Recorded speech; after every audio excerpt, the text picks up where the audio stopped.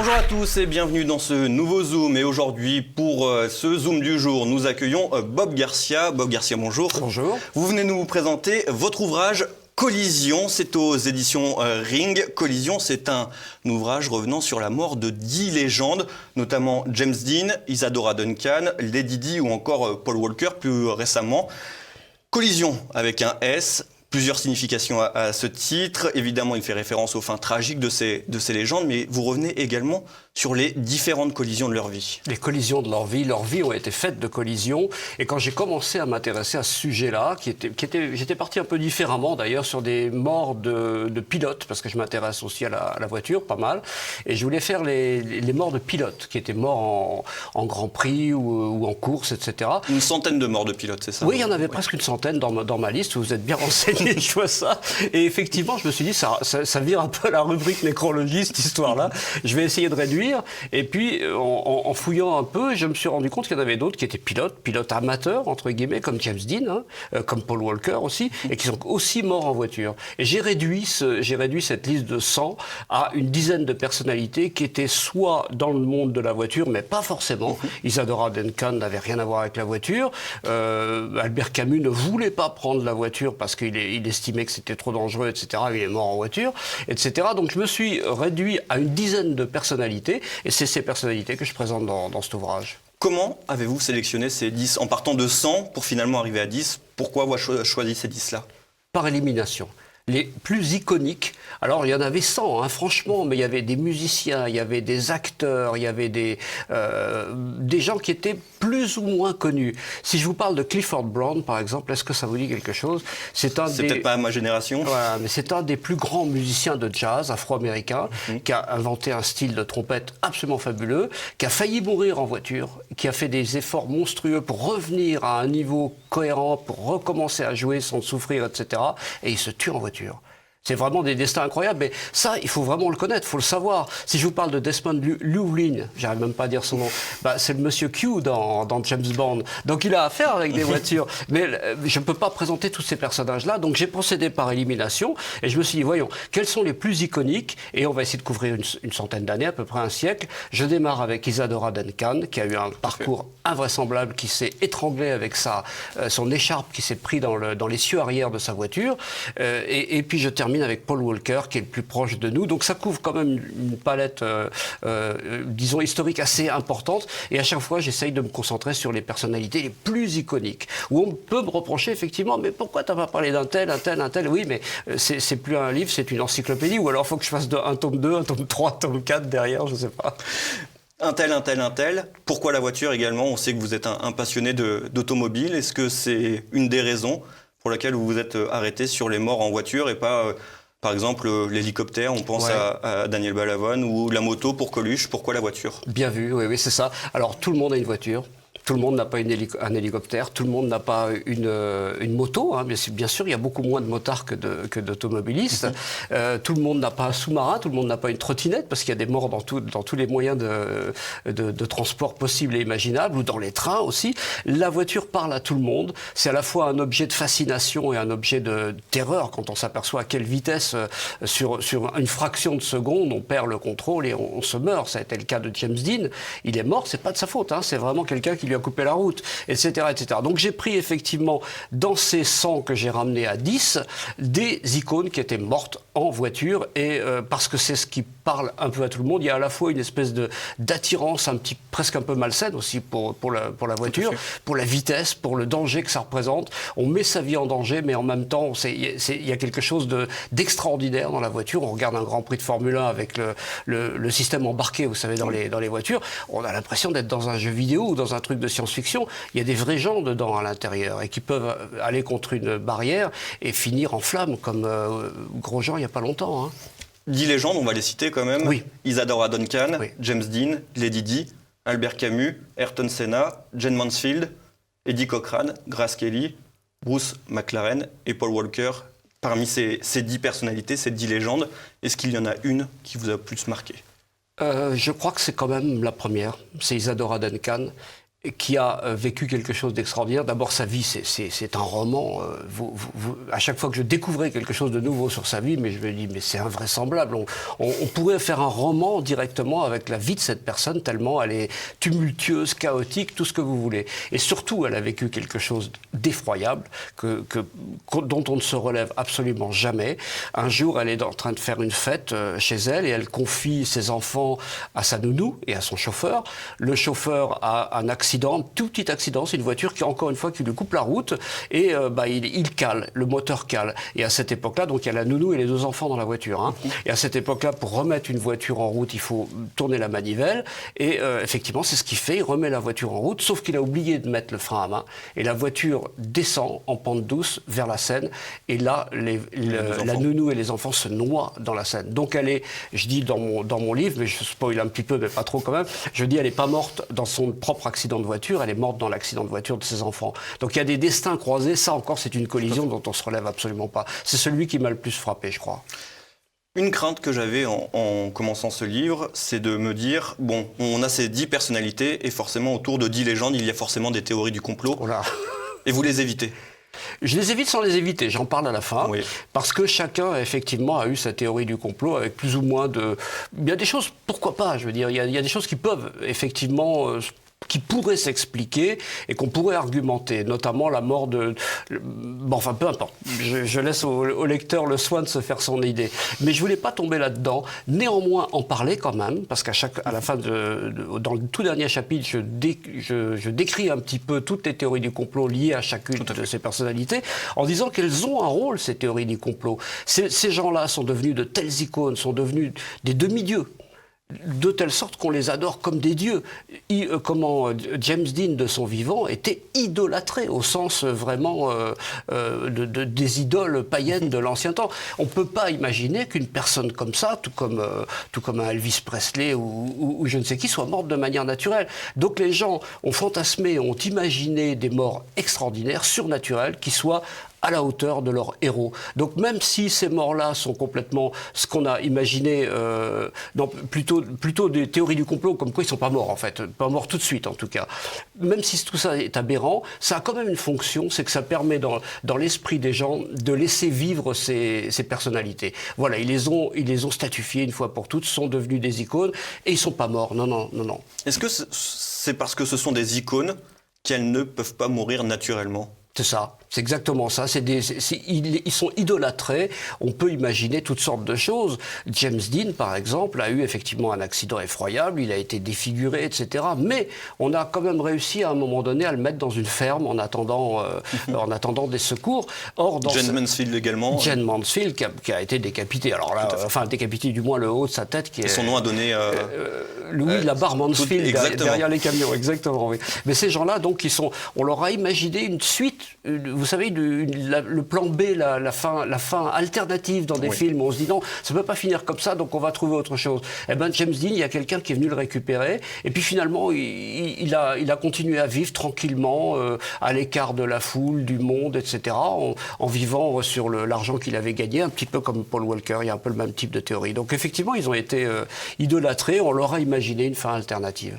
L'intérêt de votre ouvrage, bon, les morts, on les connaît, puisque ce sont 10 légendes, dans l'ensemble, on les connaît, les morts. Ce qui est intéressant, c'est que leur vie est tumultueuse avant cette mort, et on se dit, finalement, la fin était inévitable. C'est ce que vous vouliez faire passer à travers votre ouvrage. Bien vu, c'est exactement le message. En fait, la collision de la fin, après toutes les collisions de la vie, c'était quasiment inéluctable. Ça pouvait finir que dans le mur, si j'ose dire. Et je voulais effectivement utiliser ce mot de collision. C'est David Serra d'ailleurs qui a trouvé le titre. J'avais un autre titre. Et il a Quel était ce titre ? C'était Crash. Crash, c'était effectivement peut-être... D'abord, il y a déjà un livre qui s'appelle Crash, et puis en plus, ça faisait plus allusion peut-être aux courses automobiles. Tandis que collision, ce sont les collisions, toutes les collisions, y compris celles qu'ils ont vécues dans leur vie. Et ce titre est génial parce que ça devient une sorte de symbole, une métaphore. C'est la collision, les collisions de ces gens-là. Comment on se relève de tant de collisions, et pour finir quand même, malgré tout, dans le mur. C'est une métaphore, ce livre, mais on en apprend quand même, enfin j'espère, on en apprend un peu plus sur les parcours de ces 10 personnalités. Vous avez mené une véritable enquête, justement, pour établir ces morceaux de vie de ces 10 légendes. Oui, j'ai vraiment bossé. J'avais calculé une fois, parce qu'on m'avait déjà posé la question, j'ai à peu près 70 bouquins de voitures chez moi. sur ces différentes personnalités, liées ou non à la voiture. Il y a 150 BD, mais dans les BD, on apprend énormément de choses. Ce sont des documents aussi. J'ai des dizaines et des dizaines de revues et voire quelques centaines d'articles que j'ai piochés sur Internet, qui font quelquefois allusion à d'autres articles ou à des morceaux de journaux qu'on ne trouve pas, qui n'ont jamais été publiés. Donc l'enquête en question a consisté à trouver ces morceaux de journaux. Ça peut être en anglais, mais ça peut être aussi en allemand, ça peut être en grec. Dans différentes langues, et puis les traduire, essayer de comprendre, et quelquefois dans ces pépites-là, vous savez, c'est comme le chercheur d'or, vous cherchez une pépite, et puis là vous tombez sur un machin comme ça, et vous dites, oh là, il y a quelque chose à creuser, vous trouvez quelque chose d'extraordinaire, vous le creusez, et il y a quelque chose qui n'a jamais été dit, jamais été écrit. Donc c'est plus sur ces petites pépites que je me suis concentré. Aujourd'hui, on parle de légendes. Est-ce que ces légendes se sont construites durant leur vie ? Ou alors c'est vraiment leur mort qui a fait d'eux des légendes? Non, tous ont été pratiquement des légendes durant leur vie. Isadora Duncan, elle est arrivée en Europe, puisqu'elle est américaine, elle est arrivée en Europe, elle était déjà connue, presque dans le monde entier. Albert Camus, prix Nobel de littérature, bon, c'était pas un inconnu non plus.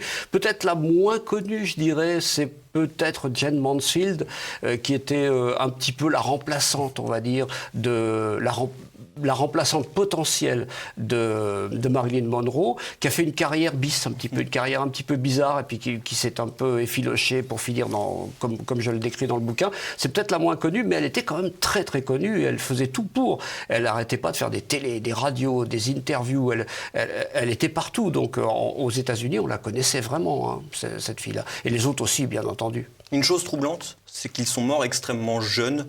Est-ce que c'est le fatalisme de leur vie, cette mort très jeune? Oui, j'avais noté dans le domaine de la métaphore aussi le titre d'une chanson qui était chantée par Eddie Cochran avant sa mort. Alors ça c'est quelque chose aussi. Avant sa mort, il enregistre Live Fast, je veux dire, Love Hard, Die Young. C'était vraiment le credo d'une certaine génération, vivre vite, aimer fort, très fort, et puis mourir jeune. C'était presque leur credo. On meurt jeune, on devient pour l'éternité cette image-là, cette icône dans l'esprit des gens. James Dean n'a jamais été vieux, et il n'aura jamais aucune possibilité d'être vieux. Donc il est statufié une fois pour toutes dans cette image d'icône. Ça faisait partie un peu de leur légende, oui. Après, il y en a qui sont morts un petit peu plus tard, comme justement Albert Camus et Isadora Duncan. Ces légendes, James Dean était un passionné de courses automobiles. Ah oui. Il faisait beaucoup de courses. Ayrton Senna, évidemment, un grand champion. Ah oui. On peut expliquer leur mort quand même par leur passion. D'autres, c'est un peu plus compliqué. Certains ne refusaient, comme vous le disiez en début de cet ouvrage, de voyager en voiture. Et finalement, ils sont morts en voiture. C'était le destin. C'est le destin. C'est quelque part un peu la métaphore de ce livre-là. Vous avez vécu, vous avez surmonté des tas de collisions, vous avez fait preuve d'une force de vie hallucinante pour surmonter tout ça. Et finalement, vous finissez dans le mur. Alors évidemment, ceux dont c'était le métier, Bruce McLaren, Ayrton Senna, et puis il y en a encore plein d'autres dont je n'ai pas parlé, ils sont morts dans des accidents de voiture en course ou en essai, etc. C'était plus prévisible que d'autres. Vous me parlez d'Albert Camus. Albert Camus ne prend que le train. Et Françoise Sagan, peu avant, a eu un terrible accident de voiture. Elle roulait vraiment trop vite, peut-être sous stupéfiants, j'en sais rien. Enfin, en tout cas, c'était Françoise Sagan. Donc, elle a pris ses risques. Elle a failli y rester. Et Albert Camus a dit non, c'est la mort la plus absurde qu'on puisse imaginer. Jamais je ne prends la voiture. Je reste dans le train. Je remonte à Paris dans le train. Sauf le jour où Galibard lui dit bah non, tu vas venir dans ma nouvelle voiture. Tu vas voir, c'est un truc génial et tout. Et là, il meurt, il se tue en voiture. Albert Camus, qui était malade, on le rappelle quand même. Oui, ça fait partie aussi de leur légende, c'est que beaucoup ont eu des accidents ou des débuts de vie extrêmement difficiles. Camus, il a été très sportif quand il était tout jeune. Puis, un jour, il a attrapé une pneumonie, il a eu une pneumonie, il ne s'est jamais relevé de cette pneumonie. Vous vivez à cette époque-là, on vous dit, vous pouvez mourir demain. Comment on vit quand on vous dit qu'on peut mourir demain ? À mon avis, on prend quand même quelques risques. Il en a pris, peut-être pas en voiture, mais il en a pris ailleurs. Il a vécu d'une façon complètement étourdissante, Albert Camus. C'était aussi le cas de Bruce McLaren. Bruce McLaren, sportif aussi, on lui détecte une nécrose d'un os de la hanche, et il se trouve très jeune, je ne sais plus quel âge il avait, dans les 12-13 ans par là, couché sur un lit métallique avec des poids qui lui tirait sur les pieds pour que les jambes grandissent à la même vitesse. Et il était, à cet âge-là, c'était un zombie, quoi. Il était quasiment couché. Et son papa vient le voir tous les jours et lui parle de course automobile. Son papa a un garage. Et donc Bruce n'a qu'une idée en tête, c'est de guérir, de surmonter sa maladie et de courir. Et il court pratiquement toute sa vie avec des douleurs monstrueuses dans la hanche, en essayant de le cacher, parce que vous ne pouvez pas courir si vous avez ce genre de handicap. Il gagne des courses quand même, et il finit par se tuer en voiture. Il y a un autre point très important, c'est l'enfance. Oui. Toujours une enfance abîmée, notamment James Dean, une enfance chaotique, Isadora Duncan également chaotique. Ouais, c'est terrible. Finalement, ce credo de vivre à 100 à l'heure ne vient-il pas de cette enfance? Si, quelque chose de brisé au départ, mais on parle de ceux-là qui étaient d'extraction assez modeste au départ, James Dean en l'occurrence, mais on peut aussi parler des princesses. Hein. Vous pouvez vivre dans un environnement extrêmement doré, avoir tout ce que vous voulez, c'est ce que disaient les Didi. Hein. Je n'ai pas besoin d'objets, de choses matérielles, j'ai tout ce que je veux. Il me manque juste un protecteur et quelqu'un qui m'aime. C'est terrible d'entendre ça. Alors vous avez ces gens-là qui ont grandi dans une enfance malheureuse. Je prends le cas de James Dean qui a eu, lui, une enfance doublement malheureuse parce qu'il avait effectivement pas d'argent, mais en plus de ça, sa mère, qui était son idole absolue, meurt. Elle meurt d'un cancer. Son père s'est ruiné pour essayer de la maintenir en vie, puis il n'y est pas arrivé. Et le jour de l'enterrement, finalement, on ne va même pas aller à l'enterrement, on n'a même pas de quoi payer l'enterrement. Et c'est le gamin, James Dean, seul, qui prend le train avec le cercueil de sa mère et qui va enterrer sa mère et qui revient en train seul. Vous imaginez le traumatisme qu'on a vécu à cet âge-là. Et c'est un des cas parmi les 10 autres qui ne sont pas mieux. Hein. Oui, Albert Camus, également chaotique. Pareil, en Algérie, une mère sourde, muette. Comment vous pouvez communiquer avec une maman qui ne parle que par onomatopée, puisqu'elle est sourde, elle parle quasiment pas. Lui, il est féru de littérature, il a envie de partager ses passions, etc., avec une mère qu'il adore aussi, hein, bien entendu, mais avec laquelle il ne peut pas communiquer. Donc c'est ce genre de brisures dès le départ qui ont fait qu'ils ont été presque contraints de surmonter tout ça avec une force, une énergie incroyable, peut-être trop, qui les a emmenés contre le mur, justement. Une enfance et une vie hyper sexualisée également, ce sont des dieux aussi de ce côté-là. Oui. Oui, presque énorme. Alors, j'en ai découvert pas mal sur Isadora Duncan, oui, bien entendu, mais aussi James Dean, qui pouvait plaire aux deux sexes. Hein. Donc, j'en dis pas plus. On découvrira des choses dans ce bouquin-là, et je me suis rendu compte que c'était tout à fait avéré et concret, bien que les biographies n'en parlent pas beaucoup. Vous avez Jane Mansfield, qui était hyper sexualisée. C'était une bombe sexuelle. Elle disait aux journalistes, moi, si je jouis pas une fois par jour, ça va pas. Bon, écoutez... Le message est clair. Passez donc dans mon bureau, on va régler ça. Donc, c'était un peu ça, quoi. Donc, même Albert Camus aussi avait son succès. Albert Camus, vers la fin de sa vie, il écrivait des lettres à ses maîtresses. On a calculé qu'il en avait à peu près 7. Donc une par jour, ça faisait à peu près la semaine. Donc oui, là aussi, c'était des idoles. Et puis ceux qui étaient encore plus exposés, comme comment dire... zut, j'ai oublié son nom. ça va me revenir. Ils sont tous hyper exposés. Oui, James Dean, voilà. James Dean, là c'est effarant, quoi. Il n'y a plus qu'à se servir. Le dernier en date, c'est donc Paul Walker. On va terminer sur lui. Paul Walker, c'était sa mort en 2013. C'est un acteur américain qui s'est tué. C'était surtout la star de la saga Fast and Furious, qui évoque des courses automobiles. Et il meurt en revenant d'un gala de charité contre un arbre. Oui. Là aussi, c'est la fatalité. On pourrait se dire que finalement, la sécurité routière a évolué. Et en 2013, finalement, il y a la mort de Paul Walker. Oui, mais il y en a eu d'autres, notamment sur les circuits automobiles. On ne va pas revenir là-dessus, mais il y en a même qui sont passés à côté de la mort l'année dernière. Grosjean, c'est un miraculé, il n'y a pas d'autre mot.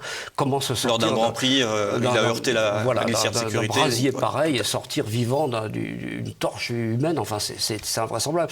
Donc, effectivement, ça fait quand même évoluer un petit peu la sécurité routière. Pas assez, et puis vous ne ferez pas évoluer aussi le danger que veulent prendre certains jeunes en se disant de toute façon live fast, love hard et puis die young, c'est ça, ça reste ça. Il y en a beaucoup qui prennent beaucoup de risques. C'est encore applicable de nos jours? Ouais, évidemment, bien sûr. Et là, on ne peut rien faire. C'est la vie qui est faite comme ça. Qui n'a pas pris de risques étant jeune? Moi, le premier, j'en ai perdu mes cheveux. Est-ce qu'on pourrait résumer votre ouvrage qui fait quand même plus de 400 pages à « Ils ont vécu à 100 à l'heure et ont fini dans le mur ». C'est ça. On pourrait résumer comme ça? C'est exactement ça. Ils ont vécu à 100 à l'heure et ils ont fini dans le mur, mais en ayant surmonté des collisions auparavant qui sont, pour le commun des mortels, insurmontables. Comment on peut surmonter la mort de ses 2 enfants? Comment on peut surmonter la mort de sa maman qu'on a emmenée dans un train, dans son cercueil, etc. Comment, etc., etc. Tous ont eu des chocs, des collisions invraisemblables. Donc c'est ça un peu la métaphore de cet ouvrage. Ce n'est pas votre premier ouvrage, Bob Garcia. Vous en avez écrit une quarantaine, il me semble.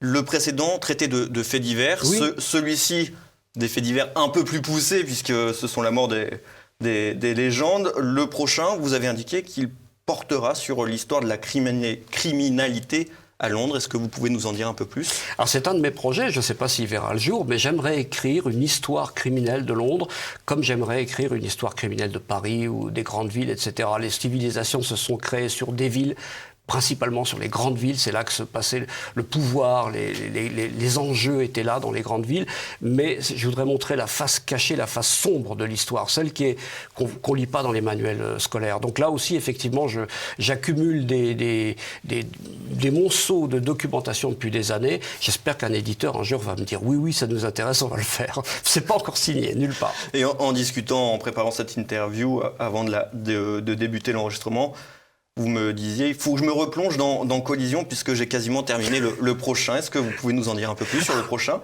Oui, mais alors, vous allez tomber de haut parce que ça n'a rien à voir. Il se trouve que j'aime bien l'univers d'Hergé, de Tintin. Oui, tout à fait. Et que je suis, je l'ai pratiquement terminé, en train de boucler un ouvrage sur ce qui n'a pas été dit non plus sur l'œuvre d'Hergé, ou alors ce qui a été interprété de manière complètement erronée. Et j'explique pourquoi et comment à partir de documents très très précis et déjà des bandes dessinées, des messages d'Hergé. Hergé n'a jamais fait de politique, nous dit-on. C'est archi faux. Hergé n'a jamais fait de caricature politique, c'est complètement faux. Hergé n'était pas impliqué en politique, c'est complètement faux. Donc tout ça, je reviens là-dessus, je l'explique Vous rétablissez la vérité? J'essaye, voilà. Vous viendrez nous le présenter sur le plateau de TV Liberté. Merci beaucoup, Bob Garcia, d'être venu. Je rappelle votre ouvrage Collision, c'est aux éditions Ring et vous pouvez le retrouver sur la boutique de TV Liberté. Merci beaucoup. Merci.